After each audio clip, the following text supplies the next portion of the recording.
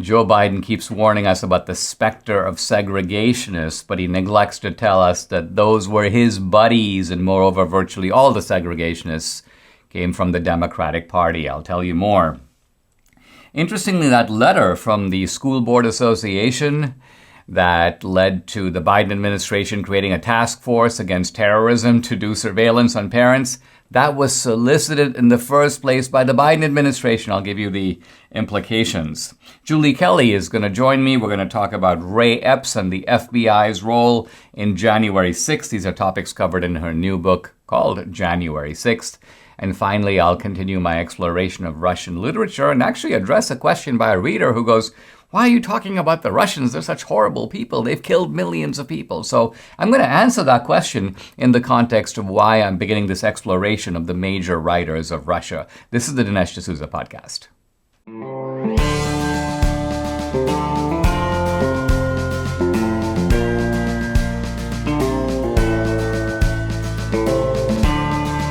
America needs this voice. The times are crazy. In a time of confusion, division, and lies, we need a brave voice of reason, understanding, and truth. This is the Dinesh D'Souza podcast. I went back and listened to Joe Biden's speech in Georgia. The devil went down to Georgia. And here was Biden railing about segregation. He's railing about the specter of segregationist George Wallace, the originator of the notorious phrase, segregation now, segregation tomorrow, segregation forever. And Biden left a clear impression that these segregationists could all be found in the Republican Party. And his idea was, let's not continue this horrible Republican tradition of segregation. Now, Biden didn't say all that, but he implied it. And he did name specifically the segregationists, and he named Wallace in particular. But what he didn't tell you is that the segregationists were his buddies. Biden earlier in his career boasted that he knows these guys. They were great guys. He worked with them. He found common cause with them. They actually regarded him as a kind of protege. So interestingly, all of this has now become erased, not just with Biden himself doing it, but with the media sort of colluding in it. And what Biden also didn't tell you is that the segregationists were Democrats. And this goes all the way back to the aftermath of the Civil War. The very people, the Brennan Center has put out a long list of, civil rights bills that were blocked by segregationists. But again, the Brennan Center, this left-wing organization, doesn't tell you that those segregationists were Democrats. They were Democrats to the core. There's virtually one or two examples of a segregationist Democrat who became a Republican. Strom Thurmond is an example of one who did, but when Thurmond became a Republican, he wasn't promoting segregation at all. Now, what about George Wallace? Well, George Wallace was a Democrat. He was a segregationist. He briefly left the Democratic Party to run as an independent. He thought it might be a better way for him to try to get to the presidency. But when that failed, interestingly, he didn't become a Republican. He went right back to the Democratic Party, and he stayed a Democrat until his death. So this is the point, that you get the false teaching here and the false implication from the left that these segregationists became Republicans. And the fact of the matter is the vast, vast majority of them stayed loyal Democrats right into their graves. So Democrats have been the party of voter suppression. And I want to argue that they're doing it now. They haven't stopped doing voter suppression. Just the mechanism of voter suppression is different. Before, it used to be, let's stop blacks from voting. And the way we do that is we impose, poll taxes on them, or we unleash the Ku Klux Klan on them so that they are terrified and don't want to be seen at the polls because they know they're going to be people who are going to be noting that they were there, who will then do a night ride and beat them up at night.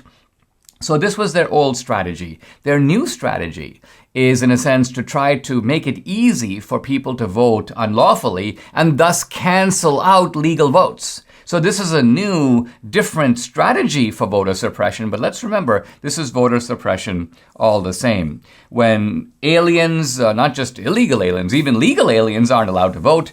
If legal aliens or illegal aliens vote, if underage students vote, if ineligible felons vote, if persons who haven't voted, moved out of state vote, all these people are canceling out lawful votes. That is voter suppression. Now, although the Democrats say they're really worried that there are minorities and poor people who can't vote, think about this. have they ever produced a single case of a person who goes, I was really trying to vote in Mississippi, I was really trying to vote in Georgia, but I just couldn't. I was faced with all kinds of obstacles.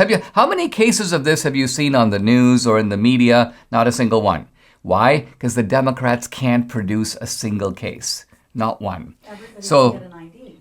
anyone can get an ID, but no one's stopping anyone from voting. I mean, that's the point. So when the Democrats talk about attacks on democracy and so on, you have to view this kind of skeptically with a little bit of jaundice. See, here's Jennifer Rubin, this is the most sycophantic journalist in America. Basically, all Biden has to do is pull down his diapers, and there's Jen Rubin ready to do the needful. Well, my point is Jen Rubin will change her position depending on she's just absolutely slavish in her devotion. It's almost comical. She's sort of like a battered wife who keeps coming back, for more.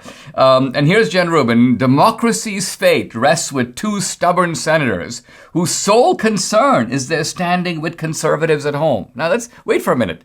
What is Jen Rubin accusing Kristen Sinema and Joe Manchin of? She's accusing them of being responsive to their own constituents at home. In other words, far from accusing them of violating democracy, they're actually exercising democracy. They are the elected representatives of moderate to conservative states. They're reflecting those sentiments, and Jen Rubin is castigating them for doing that. She wants them to ignore their constituents and go with Joe Biden. She's basically like, Joe Biden's pulled down his diapers, I'm right here. Come on, Joe Manchin. Come on, Kristen Sinema, you join me. And the thing about Biden is that his arguments are unbelievably specious. One of the best examples he could come up with of voter suppression is that, I'll quote him, Georgia won't let you give food to people waiting in line to vote. I'm thinking, wait a minute. We're first of all a nation that has kind of gone massively obese. I mean, you look at all kinds of studies that show that Americans are almost twice the size that they used to be. Is it really true that let's just say it's a long line, I'm going to have to wait for 2 hours in line. I gotta eat. Really? Is it going to kill you if you don't eat while you're waiting in line? Is it really necessary to ply you with food while you're waiting in line? This is absolutely ridiculous. So here you've got a president posing as the champion of democracy. First of all, his poll rating is a miserable 33%, so there's some Democratic repudiation for you. He's trying to change the Senate rules. These are longstanding Senate rules, part of our system. The filibuster, this is the organization of the Senate, basically says that you need supermajorities. And if not, you can't, so they want to get rid of the filibuster so that a mere majority, and think of it, this is the merest of majorities. They'll have to bring in Kamala Harris to break the tie, and that's supposed to be the true expression of democracy. No. That's not democracy. This is a party with a very narrow claw hold on power, trying to use its window of opportunity to change, to transform the playing field, to unlevel the playing field, you might say, not in order to protect democracy, but in order to undermine it. People make all kinds of grandiose New Year resolutions, but here's a simple one. I need new towels. But here's the problem. If you go out and buy towels, the normal, ordinary towels don't really dry you very well anymore. They feel kind of soft and lotiony in the store. You take them home, they don't absorb. Why not? Because towel companies typically import the product, then add softeners that make the towels feel good, but they don't dry you very well. Now, Mike Lindell, CEO of MyPillow, has solved this problem. He founded the best towel company right here in the USA. They have proprietary technology to create towels that feel soft and actually work. They're made with USA cotton. They come with the MyPillow 60-day money-back guarantee. And for a limited time, Mike is offering a really good deal on the 6-piece towel set. It includes 2 bath towels, 2 hand towels, 2 washcloths, all made with USA cotton, soft yet absorbent, regularly $109.99 and now $39.99. Call 800-876-0227. That's 800-876-0227. Or go to mypillow.com. Make sure to use promo code DINESH Dinesh.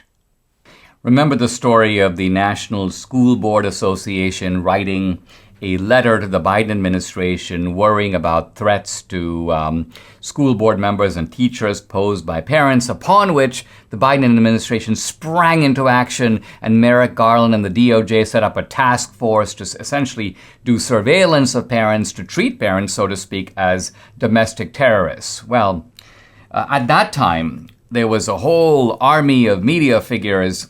I'm looking here at posts in the AP, the Washington Post, and PolitiFact, all denying that the Biden administration was labeling parents as domestic terrorists. Let me now quote. Here's PolitiFact. Parents who challenge school curriculums are domestic terrorists. Here's their idiotic fact-truthometer. False. Here's the AP. Posts mischaracterized school board organization's letter to Biden, and AP assessment false.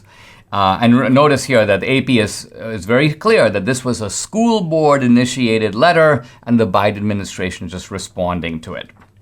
And then similarly, fact checker at the Washington Post, the false GOP claim that the Justice Department is spying on parents at school board meetings. Well, here's a very interesting development. Based on the Freedom of Information Act, there are now some emails that have come out that reveal very clearly that the Biden administration solicited this letter from the National School Board Association in the first place. So let's think about the implications. The Biden administration wants to create a task force to tag and label parents as domestic terrorists, to do surveillance of parents. So they say, listen, in order for this to seem legit, why don't we twist the arm of the National School Board Association to produce that letter, and then we will pretend to be responding to something that has come from the outside. Now, even in this case, what they did was they went to the president of the National School Board Association and offered her a coveted government position. So there was kind of a quid pro quo, kind of a bribe. Listen, you write this letter that we want, and we'll kind of reward you by giving you a position in the administration. So how does this all come out? It actually comes out almost kind of by accident. There's an email where someone is writing to a woman named Christy Sweat, who is part of the National School Board Association. And this person who's writing says, I'm very concerned about the process by which the statement, meaning the letter, was issued, and the tone that allowed the White House to direct the Attorney General to consider members of our community domestic terrorists. And so replying to this email, Christy Sweat writes, "Hi, Marnie." And then she goes on to say, she basically says that this letter came, quote, from a request by Secretary Cordona. Boom. Secretary Cordona is, of course, the education secretary. This is the guy who used to be the head of of Connecticut's School Board Association, but is now the Biden administration's man in education. So Secretary Cordona solicits the letter, they send the letter, they reward the woman who orchestrated the letter, and then they set up this task force. The clearer meaning of this is they wanted to set up the task force anyway. They wanted to do this. This was not simply something that was kind of imposed on them because of any kind of external pressure. It was actually part of a plan. And what this really shows is that the Biden administration at the highest level, we're talking about the level of the cabinet secretary, Secretary Cordona, Attorney General Merrick Garland, who has in effect a cabinet position. These are the people who are trying to not just demonize, but I would say criminalize the political opposition. They want to send a kind of chilling message to parents. Don't become too active, because if you get too noisy at a school board meeting, if you say things like, you people need to be out of here, we're going to treat you as a potential terrorist because you might be inciting violence against teachers. So essentially free speech, the passionate expression of statements that, by the way, are legal, become targeted here as some form of unlawful incitement. The Biden administration here was not simply reacting to something done by the school board. They were the ones who got the whole thing started. We all know that in order to keep our immune system strong, we need extra protection for it. Now, my friends at Centurion Labs have combined 5 key ingredients to defend your immune system against allergies, colds, the flu, and, of course, coronavirus. It's called Centurion Defender. It incorporates vitamin C, vitamin D, zinc, copper, and quercetin in just one capsule. No more swallowing 10 pills a day or not taking supplements because the individual cost is too high. Debbie and I currently take just one Defender with breakfast and one Defender with dinner. And this definitely keeps the germaphobe in our family happy. Just like the centurions of Rome, led by example, held themselves to the highest possible standards, Centurion Labs has dedicated the last 15 years to research and develop safe, effective, and affordable healthcare products made in the USA that you can trust. For a limited time, listeners of this podcast can save 20% off their first order of Centurion Defender when you visit centurionlabs.com/Dinesh and use the promo code Dinesh. Defend your health today with Centurion Defender. Go to centurionlabs.com/Dinesh. Once again, centurionlabs.com/Dinesh. Guys, I'm delighted to welcome back to the podcast my favorite journalist, Julie Kelly, the heroine of the January 6th reporting. Julie writes for American Greatness, but she has an important and best-selling new book out. It's just called January 6th, and I'm going to read the subtitle, How Democrats Use the Capitol Protest to Launch a War on Terror Against the Political Right. Julie, welcome back. Delighted to have you as always. You were just at a hearing, and tell us all about it. So thank you, Dinesh, for having me on. And I know we'll talk a little bit about my book. But there was just a hearing this morning on Thursday morning related to the case of Ryan Samsel, who has been in jail, arrested last January 30th. And it's important because this ties into the Ray Epps controversy that we've been seeing for the past several days. Ryan Samsel is the man who Ray Epps whispered in his ear right before Ryan Samsel becomes the first Trump supporter, first Capitol protester to breach the initial lines at the perimeter of the grounds that day. He has been, as I said, arrested and detained since last January. The government continues to delay his case. He wasn't even formally indicted by grand jury until August. What DOJ is doing now to delay his trial, and what I believe is to delay revealing what happened with Ray Epps, because of course it was a critical point right before the breach, is delaying his trial. They've added defendants to his case. And the judge, Judge Tim Kelly, again today delayed for the next few weeks until January 27th. Another status hearing as DOJ adds defendants, adds indictments, and then claims they need to add more discovery. This is just part of DOJ's gamesmanship in delaying as much as they can what happened on January 6th, and specifically related to any sort of government informants or assets that were used in the Capitol breach. Julie, do you think it's going to be important, and in fact, will this happen, that a January 6th defendant or defendants say, listen, I'm not going to take these plea bargains. I'm going to put the case on trial, and in doing so, I'm going to put the government on trial, because how are we going to get a full window into what happened if we don't let the adversary process play out and the government is able to intimidate these defendants into taking pleas? Well, I think that's exactly what's happening, Dinesh. And I've seen this numerous times over the last few months, especially, is you have detained defendants. You have now more than 80 defendants who are detained, including Ryan Samsel, including other men who are approaching now 1 year in jail, not convicted of any crime, pretrial detention orders. And the government, Joe Biden's DOJ, keeps delaying then discovery obligations. They keep adding defendants. They keep adding new charges. They keep adding new indictments. And so this is part of the way to, I think, squeeze them into finally accepting plea deals. I'm not so sure that the government is that satisfied with their plea deal arrangements. Most of the pleas in the January 6th investigation relate to Class B misdemeanors, such as parading in the Capitol.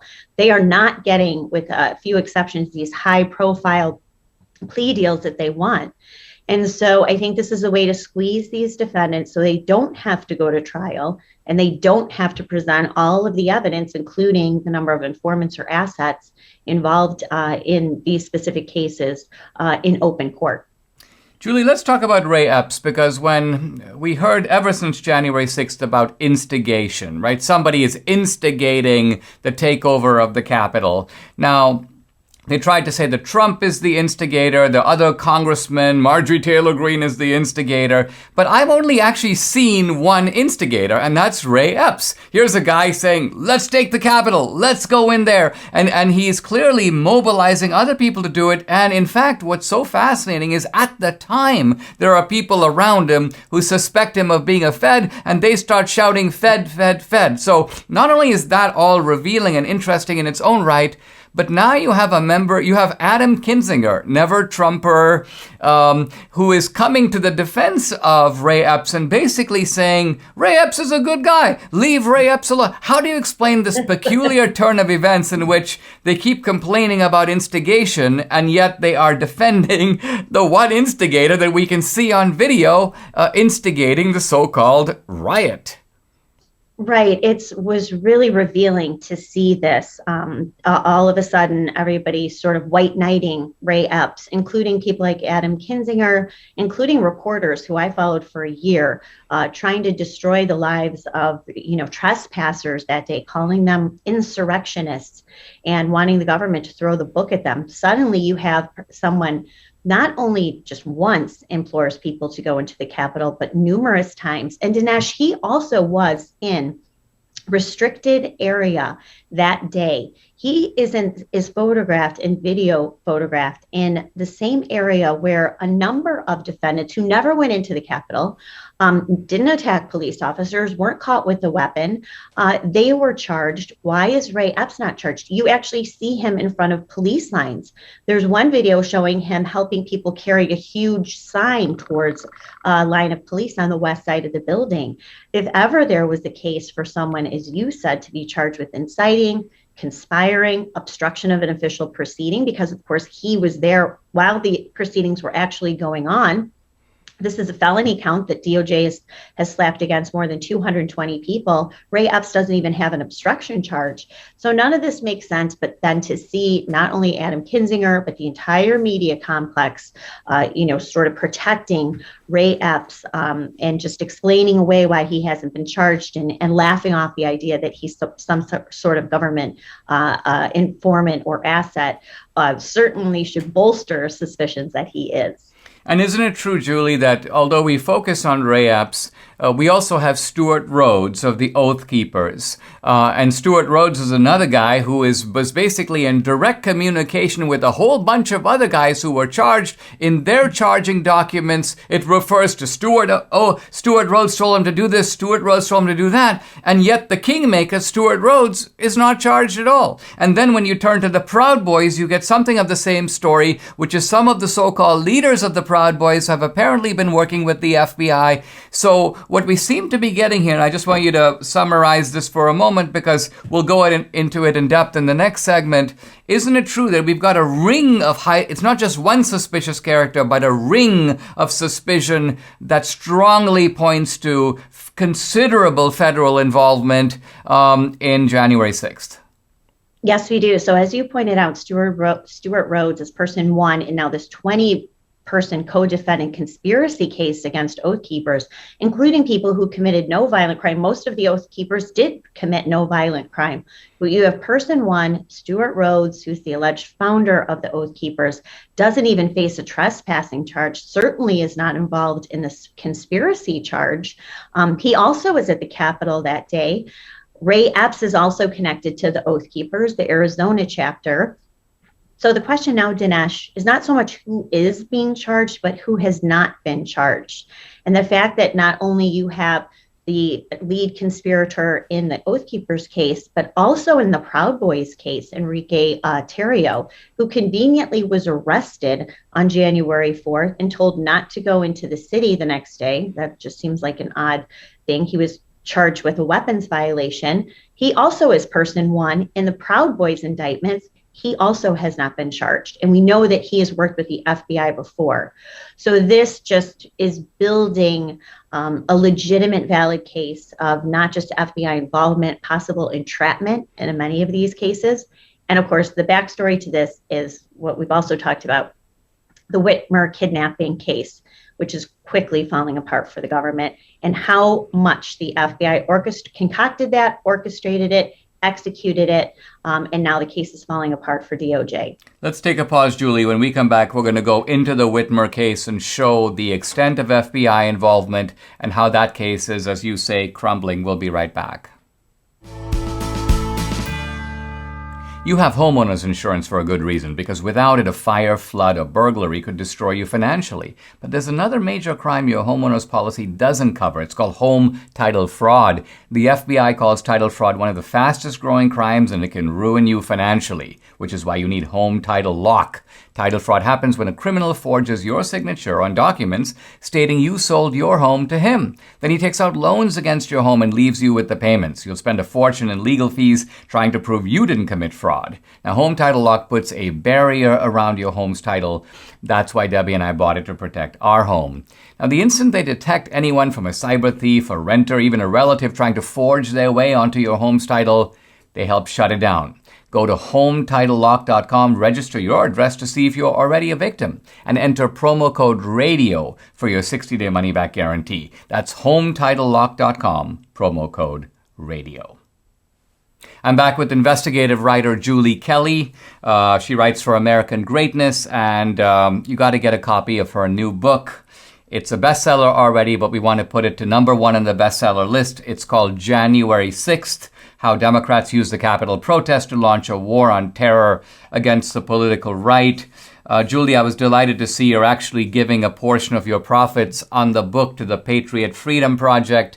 So, here we have in Julie someone who's really committed to the cause, really committed to what she's writing about. And Julie, we were talking about you mentioned at the end the Whitmer case, and how the Whitmer case is a sort of interesting forerunner for January 6th. And in fact, the FBI agent who supervised the Whitmer case was very interestingly then transferred to D.C. and apparently given an important position in the January 6th investigation. Talk about how the Whitmer case, talk about the degree of FBI involvement and how the case is falling apart. I mean, Dinesh, you could not, if you tried, write fiction about a FBI plot than we have in the Whitmer case. So you have at least one FBI informant or agent, including undercover agents, per defendant in this case. What they did was they lured people into this kidnapping scheme. They concocted it. They organized and paid for all of the optics related to this that's now used as evidence. Surveillance trips, training trips, rifle trips, how to build a mock-up of her cottage. And so this was completely led by the FBI field office in Detroit. The top three FBI agents, however, had been removed from the case, removed from the government's witness list before the trial starts on March 8th. The top FBI agent who signed the initial federal criminal complaint has been fired by the FBI for beating up his wife. And one of the top informants, the guy who organized all these trips, is a convicted felon, now accused of being a double agent, and committed at least two other crimes while he was working this kidnapping caper. So this not only is falling apart, but it's very illuminating, once again, to see the extent to which this FBI will go to entrap people on the right, to use it to target Donald Trump, which is exactly what it did, because the news was announced on October 8th of 2020 as voting was underway in Michigan. It led to all sorts of negative headlines about Trump. And now here we see the case falling apart. And as you said, the head of that field office was moved to the DC field office a week after the arrest announcements were made. So he's been there since the middle of October, then managing that office, which is handling all of the cases related to the January 6th FBI investigation.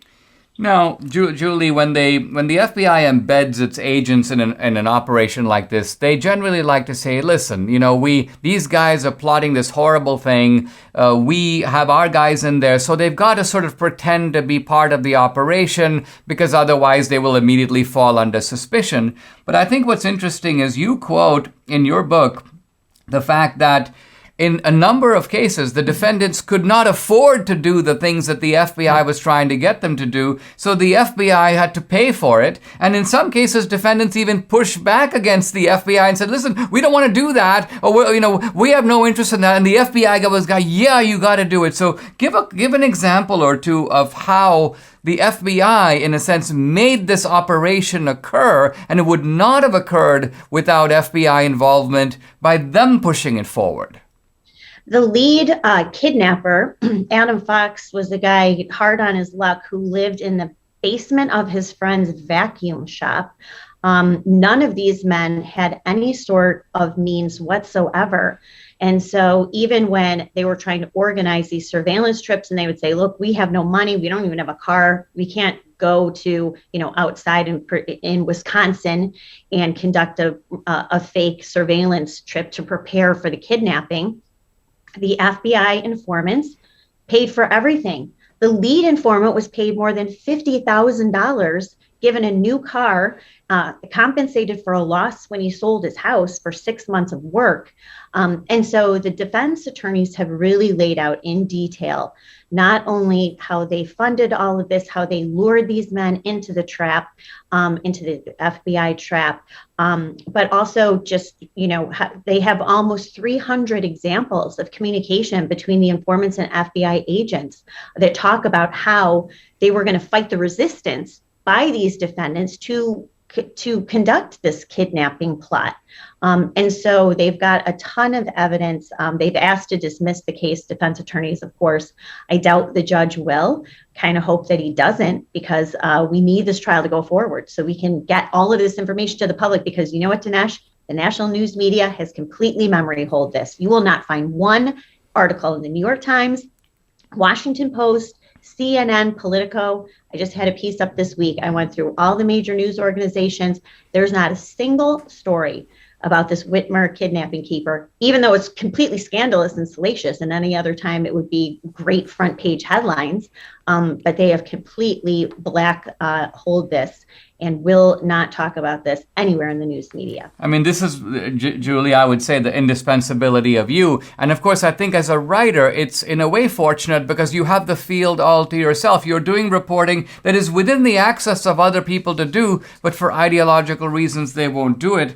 What I found fascinating is when one of the guys in the Whitmer kidnapping just says, we'll just make a demonstration and send the shells over to the media so they can see that we're tough guys. And the FBI goes, no, you got to go ahead with the kidnapping. So the point to make here is that it's the FBI that is pushing a plot forward that would not have gone forward without them. And so the big question I think your book raises is, listen, what makes us think that they didn't use the same playbook, the same recipe on the national stage in January 6th? And I think it's you make the argument in the book that they did. Mm-hmm. Right. So this started out with something called Operation Cold Snap, which was launched by the FBI in the spring of 2020 to infiltrate militia groups who were planning these anti-lockdown rallies. So this was the justification to infiltrate these militia groups, one of whom in the Michigan kidnapping plot is also blamed for January 6th, the 3 percenters. We also know that there were informants in the Proud Boys. The New York Times has confirmed this. And now we know, thanks to Newsweek, and people who haven't read this really need to, an article posted a week ago, Monday, contrary to testimony by Christopher Wray, the acting AG at the time, the DOJ and FBI had at least a half dozen elite FBI teams stationed at Quantico the weekend before January 6th. Who knows what they were gaming out, and they deployed hundreds of these special forces to the Capitol early on January 6th, Capitol grounds and within the city. Well, Dinesh, what were they doing? We've seen tons of video from January 6th and photographs. I don't see anyone early in the day wearing ATF jackets or FBI gear to explain, to show to the crowd, here we are. They were all undercover, and that's why Tom Cotton asked this week, the DOJ, how many plainclothes officers or agents from DOJ were in the crowd or inside the building that day, and DOJ refused to answer. Absolutely. And they've also, I think, refused to divulge the degree of FBI involvement in January 6th. I've seen a number of cases where they're asked point blank, most recently by Ted Cruz, about Ray Epps and about FBI involvement. And I think the very fact that they won't answer is itself their answer. It's very telling. It's very incriminating. Guys, you need to go out and get this book, January 6th by Julie Kelly. Hot off the press, must reading. Thanks, Julie, very much for coming on the podcast. Dinesh, thank you so much, and thanks for helping me cover this whole issue. Absolutely. I've been on Hillary Clinton's trail, as you know, for a long time. In my film Hillary's America, I detailed the dangers she posed to our country, and fortunately, the American people got the message. But there's a lot more to be done to reveal the ugly truth about the Clintons, the Clinton Foundation, and their corrupt ways, especially since Hillary isn't going away, and since the Biden family seems to view the Clintons' example as a sort of how-to guide. Now, you won't find the truth about Hillary in today's fake news media. You have to turn to a powerful source like Capital Research Center. My friends at Capital Research Center expose the left like no one else can. Now they've released an eye-opening new report that lays bare the corruption of the Clinton crime family. It's called By Hook or By Crook. Want to read it? Then go to capitalresearch.org/Dinesh. You'll get the chance to order a free copy of By Hook or By Crook and learn the facts the mainstream media won't touch. So again, that's Capital Research, CAPITAL, capitalresearch.org/Dinesh. Check it out. I want to talk about the latest data on inflation. Now, I experienced inflation firsthand. When I first came to America, 1978, this was really in the middle of the Carter years, and inflation was really galloping. It was out of control. And then inflation was choked off under Reagan. The peak of inflation was just a year or so into the Reagan administration, 1982, and then inflation essentially went into a sharp decline and has stayed very low, really for 30 years. When Biden came to office, the Federal Reserve set its inflation target at 2%. Now, 2% inflation is not bad. Why? Because economies typically grow at 2%, 2.5%. So if you have an inflation rate that is very moderate and roughly matches the growth in the economy, then you're not really doing something very destructive. It's not a bad thing. This is why the Federal Reserve decided that this 2% rate is actually going to be acceptable. But the inflation rate has continued to move up and move up pretty rapidly, so that it's pretty much, you can see it through the podcast. Inflation has now hit 4%, inflation has now hit 5%, inflation is now over 6%, and I'm tracking it over 6%. And the latest data just out, inflation has now hit 7%. Now, we should realize 7%, you might say, well, wait a minute, 7% itself doesn't seem that bad. But when you look around the world, 7% is actually very high. Here are some global inflation rates. China, 1.5%. Taiwan, 2.6%. France, 2.8%. Australia, 3%. Singapore, 3.8%. Canada, 4.7%. UK, 5.1%. India, 5.6%. So the only countries that have inflation rates higher than ours, and of course there are some basket case countries that have absurd rates of inflation. Of course, the highest is Venezuela. Honey, listen to this. 1,198%. I know. So think about that. That means prices are going up 10 times in 1 year. Yeah. Argentina, 51%. Turkey, 36%. So there are countries that are higher, but the vast majority of countries and the industrialized countries are all lower, even Europe. President Trump gave us a tax cut, and the typical American family got a $2,000 benefit because of that. You have $2,000 more to save or to spend per year thanks to Trump. Well, as a result of inflation, Biden has given the typical American family a $5,000 bill. Why? Because that means if you add up all your expenses through the year and then you simply factor in the inflation factor, you realize you're basically paying $5,000 more to get the same stuff. Wow. Let's look at some specifics. Fresh fish, up 10%. Chicken, the same, 10.4%. Furniture, 13.8%. Hotels, 27.6%. Car rentals, 36%. Used cars, 37%. And gasoline up 56%. So This is a miserable economy that's being given us not just by a miserable president, by a miserable party in office.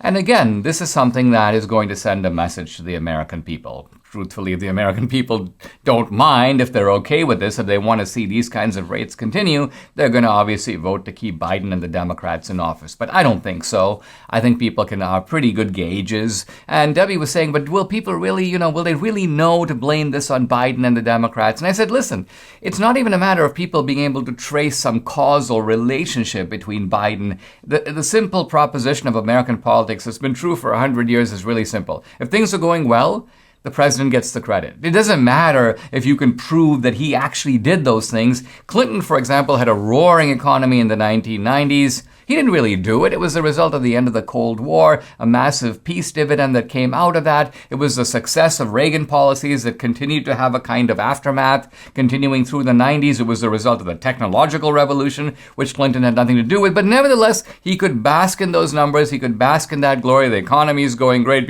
Clinton's doing an amazing job. He might be a depraved individual, but he's an excellent president. So he got the full credit. And I think by the same measure, by the same token, Biden deserves and will get the full blame. I've just been talking about inflation, which is at a 40-year high.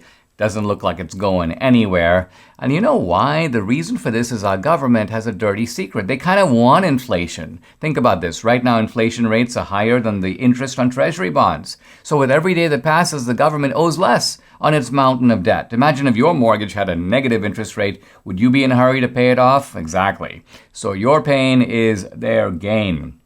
Protect your savings now. Hedge against inflation with gold from Birch Gold, because the government is sabotaging the value of the US dollar. Birch Gold will help you convert an IRA or eligible 401k into an IRA backed by real gold. Now that's peace of mind. That's why I'm a customer. With thousands of satisfied customers, an A+ rating with the Better Business Bureau, you can trust Birch Gold to protect your savings. Text Dinesh to 989898. You'll get a free information kit on holding gold in a tax-sheltered account. Then call Birch and protect your hard-earned savings. Text Dinesh to 989898 to get your free information kit now. Remember Kim Potter? Kim Potter was the cop who accidentally shot Daunte Wright. Daunte Wright, a hardened criminal. This is a guy who was in the process of being arrested, and Kim Potter went for her taser and unbelievably got her gun out and shot Daunte Wright. In any event, the trial had been going on in December. The verdict came out, I think, after I went on vacation, so I haven't been able to discuss the Kim Potter case. But I'm thinking these days about the strange contrast between Kim Potter on the one hand and Alec Baldwin on the other. Now, let's think about these two cases for just a moment, because here's Kim Potter. She shot a violent criminal during an arrest. Here's Alec Baldwin. He shot a completely innocent woman on a movie set. Now, both shootings were accidental. Kim Potter didn't mean to do it, and Alec Baldwin didn't mean to do it. But Potter is going to prison. Now, by the way, I think this was an unjust verdict, because I think this was a mistake, not an intentional killing. And evidently there was a holdout on the jury. The jury deliberations dragged on, and press reports said that one juror wept uncontrollably through the reading of the verdict. And that tells me that was the holdout juror. In fact, that was the sane juror. That was a juror who realized, listen, when a policeman commits a mistake like this, it's not a criminal matter. It can be a civil matter. It could be that Kim Potter is still responsible through negligence for the loss of that man's life, because whatever Daunte Wright did, he actually did not deserve to be shot, and she wasn't trying to shoot him. But why is it that Baldwin is scot-free? I mean, he hasn't even been charged. And why is Kim Potter headed to prison? That's the question I'm trying to ask. Now, one answer would be that's because Baldwin is a big Hollywood guy. We don't go after big Hollywood guys. Could that be the explanation? Possibly, although I don't think it's the main one. Here's the second one. Alec Baldwin is rich. Alec Baldwin is able to afford all kinds of top-level counsel. Kim Potter, on the other hand, is middle, even lower middle class. So this is a class issue where if you don't have the money, you can't get the lawyers, you're not going to be able to get off. I think the main factor, if you ask me, is the race of the victim. In other words, Alec Baldwin shot a white person, and Kim Potter shot Dante Wright, who's not only black, but this is actually even important.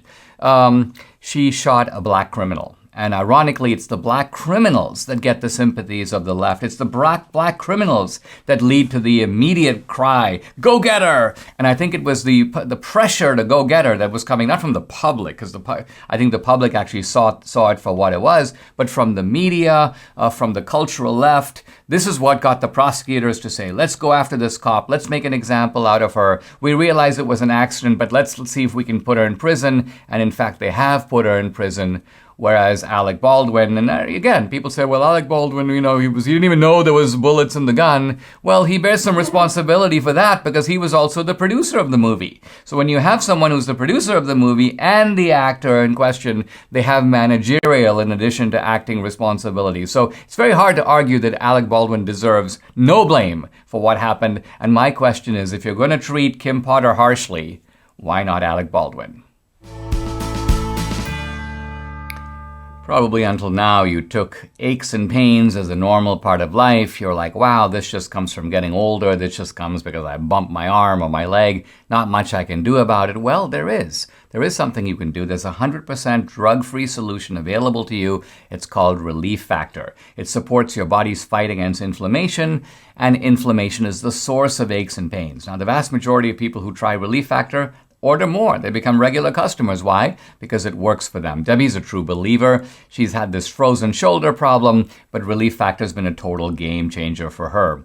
She takes Relief Factor, the pain disappears, and she knows if she doesn't take it, the pain's going to come right back. So Debbie's like, I'm never going to be without this again. You too can benefit from a Relief Factor. You just try it. Order the 3-week quick start for the discounted price of just $19.95. Go to relieffactor.com or call 833-690-7246 to find out more about this offer. Again, that number, 833-690-7246, or go to relieffactor.com. You'll feel the difference. I was fully planning to continue pushing forward with my introduction to Russian literature, but apparently my obvious enthusiasm about the greatness of Russian literature has provoked at least in one case, a little bit of blowback. And the blowback itself is interesting, so I thought I would sort of devote today's segment to addressing it head on. I'm going to read now from an email that was sent to me through my website. So this guy I wish he had sent it in as an audio question because it would have been perfect. But nevertheless, he goes, hello, Dinesh. It's a great shame that you're calling a series on Russian literature a literature of the soul. And he goes, no, please stop.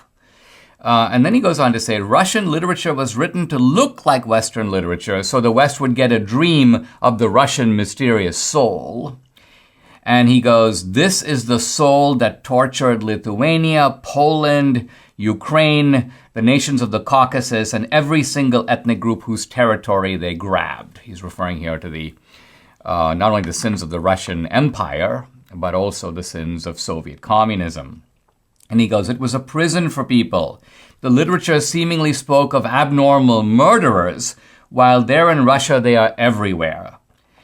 And he then goes on to say, and he's kind of flipping back and forth here a little bit with his points. He goes, Tolstoy copied Jane Austen, Pushkin copied Byron.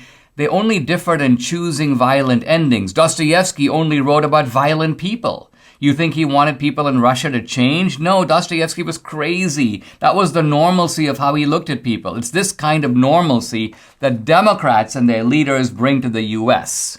Don't make a mistake. So this is I've read the letter pretty much in its entirety. And I thought it's a very fascinating letter, which raises a couple of really important points, and I want to address them kind of head on. Talk about why I continue to be, a fan, and continue to believe that there's a depth, a psychological richness to this literature, even though it deals with a lot of very harsh and ugly topics that perhaps with a greater degree of realism and frankness than you would see in other types of literature. So let's start with this idea that Russian literature is derivative, that people are copying from the West. Now, starting about the 15th or 16th century, continuing through the 17th, what you have is a movement initiated by the Russian Tsar named Peter the Great to turn Russia westward, to embrace French and European culture, to bring that culture to Russia. And Petersburg, the great city founded by Peter the Great, was a European city and still is. I mean, you can go to St. Petersburg now and you see the enormous influence of European architecture and also European ideas. The Russians had I would say a kind of a love-hate relationship with European literature. It's true. Pushkin, for example, does translations of Shakespeare, and he also develops plots that are partly seem to be miniaturized versions of scenes in Shakespeare. So there's a clear, I would say, very open borrowing of Shakespeare. Now, Tolstoy is a little bit of a different character. At one point, Tolstoy excoriated another Russian novelist by saying, "You're worse than Shakespeare." And so Tolstoy is kind of implying that Shakespeare was some kind of a terrible playwright. Tolstoy is basically saying that this Russian guy's plays are bad, are as bad or worse than Shakespeare. Now, let me turn to the more serious issue of violence and murder and very ugly things, and it's certainly true that Russia has done horrible things to the small countries around it. Think, for example, of the Russian treatment of Poland. Well, this was the Soviet treatment of Poland in the aftermath of the Second World War. Think about Russia swallowing up the Ukraine. And these crimes, some of them did go back to the Tsars. This is not something that was just started by the Soviets. There was a very interesting debate in the 1980s when I first came to Washington, D.C., between two groups of Sovietologists. On the one hand, you had Sovietologists like Richard Pipes. By the way, Richard Pipes is the father of Daniel Pipes, the scholar I've had on this podcast. Richard Pipes was one of the leading Sovietologists in the country, taught at Harvard, as well as Pipes' colleague, a man named Adam Ulam, who was of Polish descent. So Pipes and Ulam took the view that the crimes of the Soviet Union were a continuation of the crimes of the Russian soul. In other words, the Russians are a murdering bunch of people. They were that way under the Tsars. They're that way under the Soviets. It's not all that different. There's a straight line that sort of connects Russian history to sort of rapine and murder. On the other hand, you have people like Solzhenitsyn, who I think with greater accuracy say that yes, there were all kinds of crimes committed under the Tsars. After all, there was serfdom in Russia under the Tsars. Think about it. There was a single family in Russia in the early 1860s that owned, and I'm not making this number up, 3 million serfs. One family owns 3 million serfs. There's nothing even in American slavery to compare with this kind of power. Imagine having a sort of sovereignty over the lives of 3 million people. Serfdom was extremely cruel, but of course it was a Russian Tsar, Nicholas II, who abolished serfdom. And Solzhenitsyn's point was that, listen, for all the crimes of the Tsars, this is not the same thing as Soviet communism. Soviet communism introduced a level of industrial slaughter. Of course, we did have parallels to that in Nazi Germany. We saw parallels to that in Mao's China. But this is really the comparison. These are modern atheistic regimes that inflicted this kind of carnage. And it's not fair to directly connect this to the Russian Orthodox Church or to the Tsars, who are a very mixed bunch. On the one hand, you have Ivan the Terrible. On the other hand, you have Nicholas II. So you had, if you will, cruel Tsars and more benign Tsars. Obviously, they were all authoritarian, but to different degrees. Now, the other point to remember about the Russians is that they were not only invaded, they were not only invaders, they were also invaded. They were not only the pulverizers, they were also the pulverized. In fact, if you go back through to pre-Soviet history, you basically see that in earlier centuries, and I'm thinking here from about the 10th century to about the 15th century, the Russians were actually rarely in control of their own fate. Russia began with Kiev, the city of Kiev, and some surrounding cities that were collectively called Rus. Well, those cities were constantly under siege. Kiev is in a kind of open territory. It was always being invaded by the Tatars. It was being invaded by the Mongols. It was invaded by all kinds of alien people. There was a time when even Poland was invading Russia, and there was a Polish Tsar who sat on the Russian throne. Now, eventually there was an uprising. The man was overthrown. He was killed. In fact, his head was shot out of a cannon in the direction of Poland. So there's a very violent history here. But the point is that it took a long time. In fact, it took until Ivan the Terrible, when Russia was able to break the force of the Tatars, was able to break the force of external invaders, and then the sort of center of Russia, which had moved from Kiev to what was then called Moskva, because it was the Moscow River, now called Moscow, of course, and Moscow since then became the center of Russia. Now, what about the complicity of people like Dostoevsky, of Tolstoy? Were they crazy? Were they advocates of murder? Were they basically demented psychos? Now look, there's an element of craziness in these Russian novelists, particularly Dostoevsky and Tolstoy. I would say that Turgenev, the third of that troika, was a much more balanced figure. Turgenev was always trying to sort of, on the one hand, defend ancient Slavic culture at its best, at the same time to embrace science and modernity. He was trying to find that balance between the sort of two forces that were pulling in different directions in Russia. With Dostoevsky, what you get is a guy who's, I think, very crazy streak enables him to see sort of deeper than most ordinary people into the soul. And this is kind of what I'm getting at. There's a line in the philosopher Nietzsche that's very revealing. He says that most things that we think about other people, we don't really admit to ourselves. And Nietzsche gives the example of a relative. He says, all your life you go through your life thinking, that guy was a great guy. I really like him. He's really interesting. He's really funny. I enjoy his company, and so on. And then Nietzsche says, what happens if the guy suddenly dies and you come into an inheritance? Nietzsche goes, suddenly you realize you're relieved that the guy died.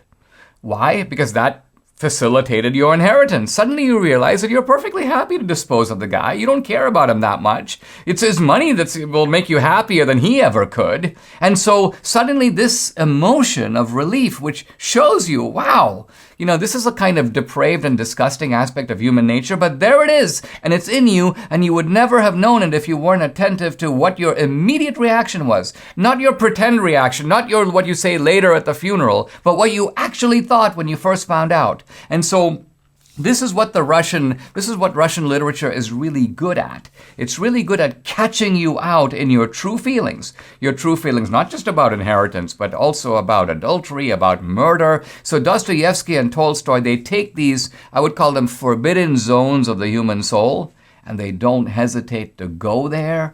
And that's what makes the literature, I think, particularly deep, particularly interesting, not because it is in complicity with evil, but because in some ways, I think, in revealing evil in its full macabre ferocity, it enables us to understand it, and in the process also understand ourselves. Subscribe to the Dinesh D'Souza podcast on Apple, Google, and Spotify, or watch on Rumble, YouTube, and SalemNow.com.